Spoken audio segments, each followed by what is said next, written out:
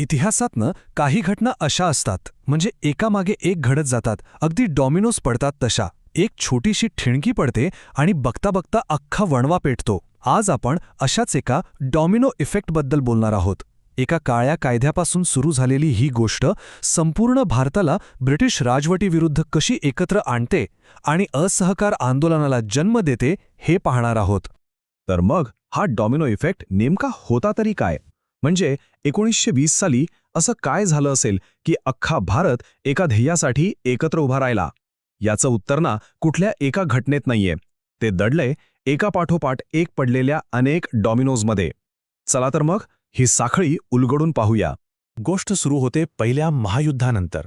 युद्ध तर संपलं होतं, पण वातावरणात शांतता नव्हती, अजिबात नाही. उलट एक विचित्र तणाव होता, भीती होती, आणि ब्रिटिश साम्राज्याला एका नव्या जागतिक वादळाची चाहूल लागली होती. हे वादळ होतं 1917 मध्ये रशियात झालेल्या समाजवादी क्रांतीचं. आता ब्रिटिशांना कशाची भीती वाटत होती? त्यांना वाटत होतं की हे समाजवादी आणि क्रांतिकारक विचार जे शोषितांना त्यांच्या हक्कांसाठी लढायला शिकवतात ते भारतात पसरतील, आणि हा त्यांच्या साम्राज्याच्या स्थैर्याला थेट धोका होता. मग काय? याच भीतीपोटी त्यांनी ठरवलं की आता भारतात दडपशाहीची पावलं उचलायची. आणि मग याच भीतीतून तो पहिला डॉमिनो पडला. त्याचं नाव होतं रॉलेट ॲक्ट. हा ब्रिटिश सरकारचा आपल्या भीतीवरचा एक थेट आणि म्हणायला गेलं तर अत्यंत क्रूर उपाय होता.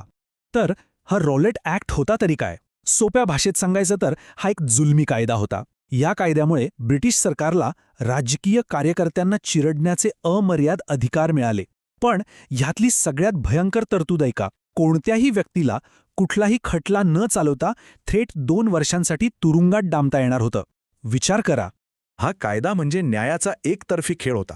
म्हणजे बघा, एका पारड्यात होते सामान्य नागरिकांचे हिसकावून घेतलेले हक्क आणि दुसऱ्या पारड्यात होते सरकारचे अमर्याद दडपशाहीचे अधिकार. म्हणजे सरळ सरळ न्यायाचा खून होता हा. आणि याचा परिणाम तो तर अपेक्षितच होता. कायदा लागू झाला आणि देशभरात विरोधाची आग उसळली. पण हा विरोध दाबण्यासाठी सरकारने काय केलं? त्यांनी पंजाबमधले 2 लोकप्रिय नेते डॉक्टर सत्यपाल आणि सैफुद्दीन किचलू यांना अटक केली.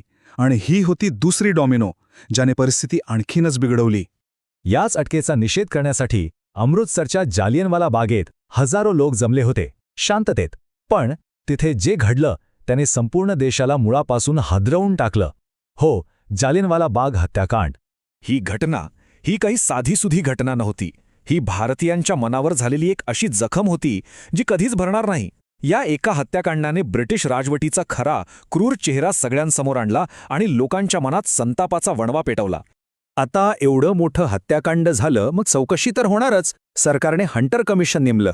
पण काँग्रेसने त्यावर अगदी अचूक टिप्पणी केली होती की हंटर कमिशनचा अहवाल म्हणजे निव्वळ सारवासारव होती. म्हणजे काय तर सगळं धुतला तांदळासारखं स्वच्छ दाखवण्याचा प्रयत्न. यातून न्यायाची अपेक्षा करणं म्हणजे मूर्खपणा होता. हंटर कमिशनने केलं तरी काय?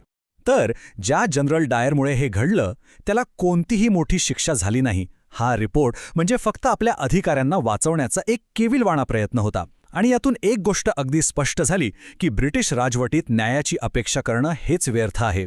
आणि हा होता तिसरा आणि कदाचित सर्वात मोठा डॉमिनो. याने भारतीयांच्या सहनशीलतेचा अंतच केला. आता बघा, एका बाजूला रॉलेट ॲक्ट आणि जालियनवाला बागमुळे देशात संतापाची लाट उसळलेली, आणि त्याच वेळेस आणखी एक मोठा प्रवाह या संतापाच्या नदीला येऊन मिळाला. तो प्रवाह होता खिलाफत चळवळीचा. याची कारणं होती आंतरराष्ट्रीय. झालं असं की पहिल्या महायुद्धानंतर ब्रिटिशांनी तुर्कस्तानच्या खलिफाला दिलेलं वचन मोडलं. आता खलिफा हे जगभरातल्या मुस्लिमांचे आध्यात्मिक प्रमुख होते, आणि या विश्वासघातामुळे भारतातील मुस्लिम समाज प्रचंड संतापला होता. आणि इथेच महात्मा गांधींची दूरदृष्टी दिसून येते. त्यांनी या घटनेकडे फक्त एक अन्याय म्हणून पाहिलं नाही. त्यांच्यासाठी ही एक सुवर्णसंधी होती, हिंदू आणि मुस्लिमांना एका समान शत्रूविरुद्ध एकत्र आणण्याची. त्यांनी ओळखलं की स्वराज्याचा लढा आणि खिलाफतीचा लढा हे 2 वेगळे लढे नाहीत, तर एकच आहेत. तर आता चित्र अगदी स्पष्ट झालं होतं. रॉलेट ॲक्टचा अन्याय, जालियनवाला बागची क्रूरता, हंटर कमिशनचा विश्वासघात आणि खिलाफतचा प्रश्न, हे सगळे डॉमिनोज आता एका रांगेत पडले होते. आणि त्यांनी मिळून एका प्रचंड मोठ्या देशव्यापी आंदोलनासाठी जमीन तयार केली होती. ही टाईमलाईन बघा, म्हणजे लक्षात येईल की हा डॉमिनो इफेक्ट किती वेगाने घडला. मार्च 1919 मध्ये रॉलेट ॲक्ट येतो. अवघ्या एका महिन्यात एप्रिलमध्ये जालियनवाला बाग हत्याकांड घडतं.